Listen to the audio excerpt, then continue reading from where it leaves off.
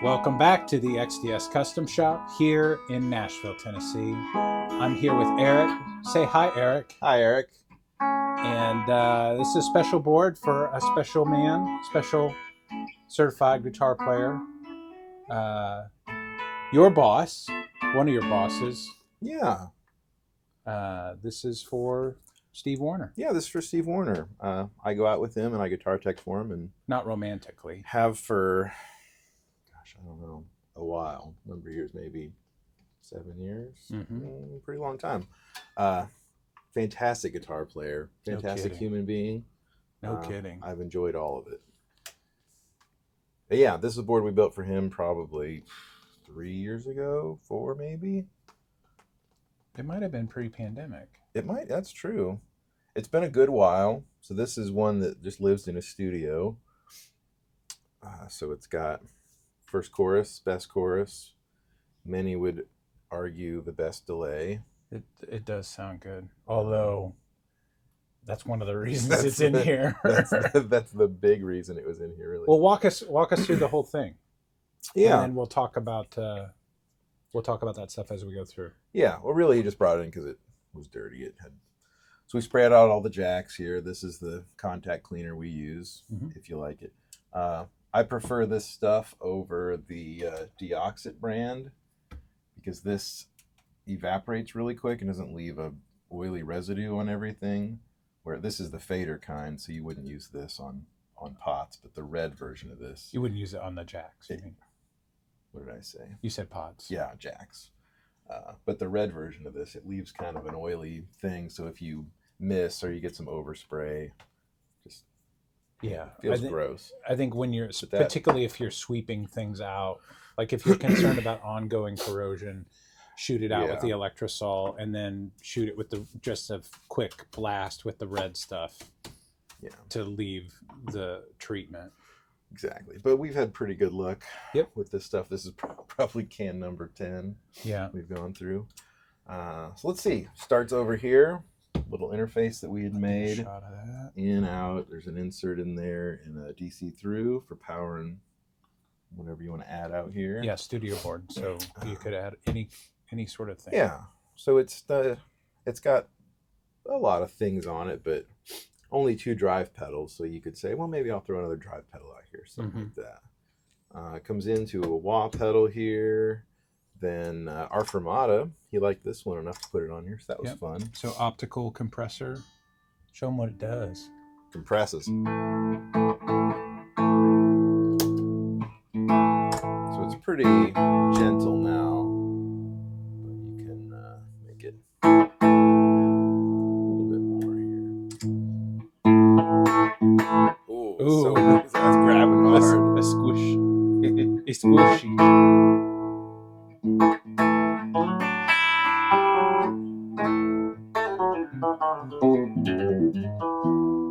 Pretty cool. Nice. I like that one. Phase 90 here, I think is a pretty old one. Oh, it sounds like it.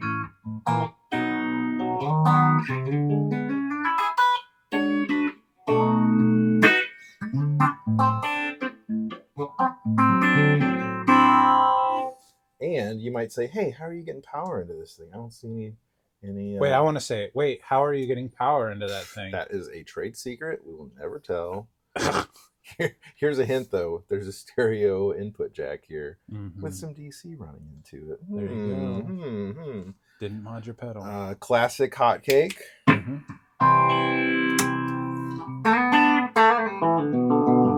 Did that come from when Bullington was taking care of him? I think, yeah. Our good friend Ryan Bullington tech for Steve a number of years ago. Yeah, he's out with Rolling Stones now.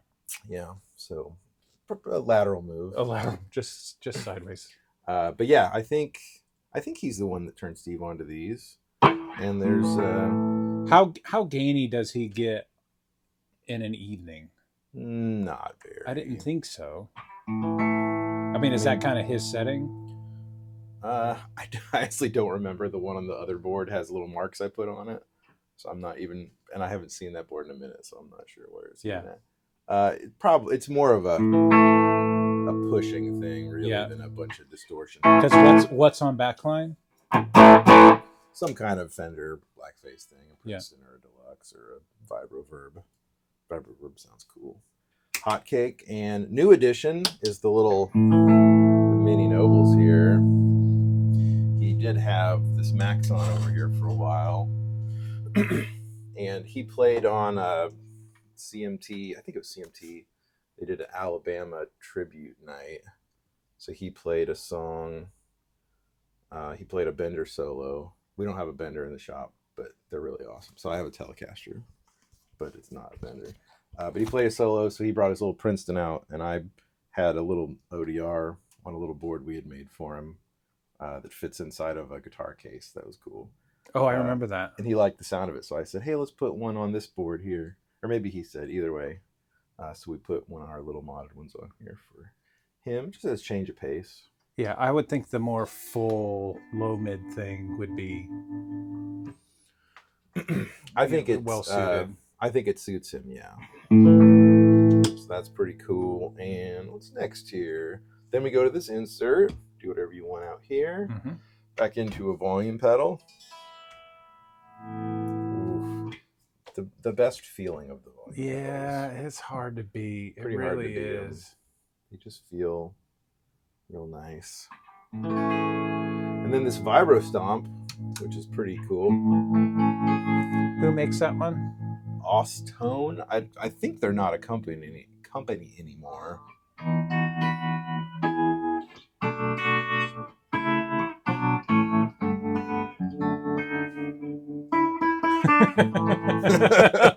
I thought you were going to save it. I tried to slide my pinky up, and I couldn't do it.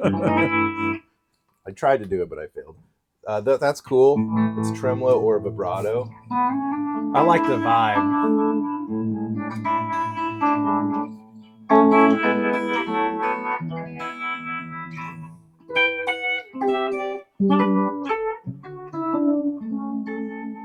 Those are pretty sweet. Then, let's see, where do we go next?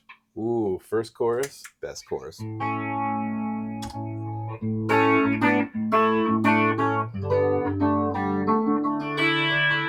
he have a TC on his live board? Yeah, I don't know what he would have recorded with. Probably one of these. I would think so. He made a good joke. When he brought this in, he said, my first pedal board was just this pedal. He had two stereo amps, some kind of Fenders. He didn't even remember what kind. He said it was just this thing. It was on the floor. Yeah. Plugged the guitar into it. 2 amps. Guy like that. That's pretty cool. Although that input impedance was clobbering the guitar. Oh, it definitely was, but he probably had twins or some kind of high right. Powered Just turn the treble up. It probably made it sound better. Yeah. Gave him a little goosh. So that's awesome. Echoplex, and I think these sound really good. They have a really nice repeat on them.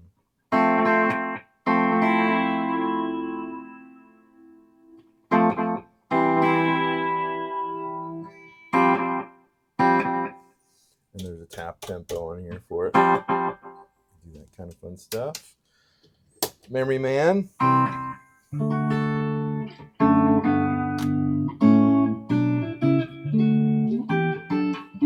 It does sound really good. Yeah.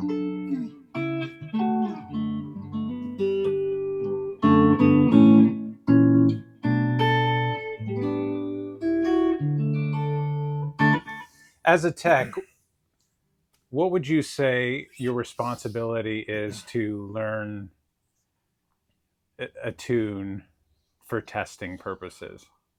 It probably depends on the gig.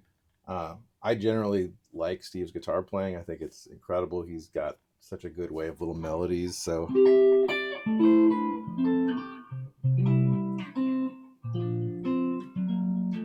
that little thing is a thing he plays a lot. And I just think it sounds great. So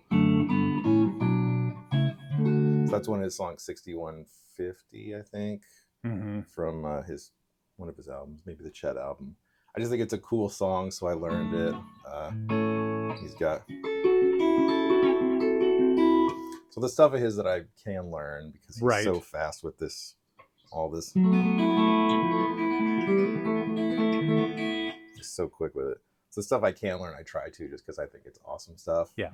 And it's helpful for sound checking and things, but it still always sounds way better when he comes in and does a sound check. I'm like, man, this amp sounded pretty good. Probably won't need to change any EQ when he comes in, and then he comes in and I think, oh man, there's a reason he's a certified guitar player. Yeah. So awesome. Then a little Hall of Fame up here. Does the live board even have reverb on it? Yeah. I don't remember. He's got a little mini one of these. Gotcha. And it went on there because he was doing, he used to do a medley of old TV theme songs. And it was on there for, I don't remember even which one. I think there was some kind of might have been a spy show. So he's going for like a surf thing? Yeah, so there was a real specific, so it was super, some kind of thing like that. That was pretty cool. Well, that's cool. It was, let's see, what was it? It was Beverly Hillbillies, and kind of shows that area. I think there's not Green Eggs and Ham. Green Acres was one of them. Did he do Who's the Boss in that section or another section? Another section, yeah. He's the voice on Who's the Boss, which I think is funny. On the I actually didn't know it. Onwards. I didn't know it until you'd actually been working for him a while, and like an idiot, I came in and said, "Did you know that Steve sang on Who's the Boss?" And you were like, graciously, "Of course I knew that. Everybody knows that." I don't know how that part goes, but yeah, it's funny when they play that song. Yep. And then that's it, and we're out. So. Classic Voodoo Lab. Yeah. Talk about reliable power supplies. Yeah, dance with the one that brought you, right? They just last forever. This is able to plug into the accessory port here. And this go-go tuner we didn't talk about, but those are cool. It's it's a real visible. Yeah, they're real wide. It's real obvious when you're in tune, which I tell you what, I like that. That is nice. So yeah, a very solid board. Good setup for sure. And yeah, it was just dirty, so we cleaned it up, swapped the pedal. This input jack had gotten really loose, so you could just kind of move this. So I opened the pedal up to try and retension it, and as soon as I touched it, the little hook that comes out to touch the tip just broke off. Mm-hmm. That was kind of You'll funny. have that. You will. They're super cheap jacks in here. And then this ODRR spot is going to continue to swap out, so you just left that dual lock there for that purpose. Whatever he wants can swap back in there. But yeah, great board. I really do love Steve. Whenever he comes in, it's always it's always fun. Like, you realize, as good a guitar player as he is, that's just part of the reason why he's as well regarded as he is, because he's a really sweetheart of a dude. He's really good at all the, I don't know, even the other parts of being kind of a famous persona, I suppose. Right. He's likable. He's always got tons of stories. He's a good storyteller. Remembers people's names real well. Remembers stuff from super long ago. So yeah. Yeah. Great guy. A quadruple threat. I guess singer, so. Guitar player, dancer, nice guy. Conversationalist. Conversationalist, yeah. Well, cool. So whether you are CGP or not, if you need something like this or something completely different, give us a call. We'll talk to you then. Later.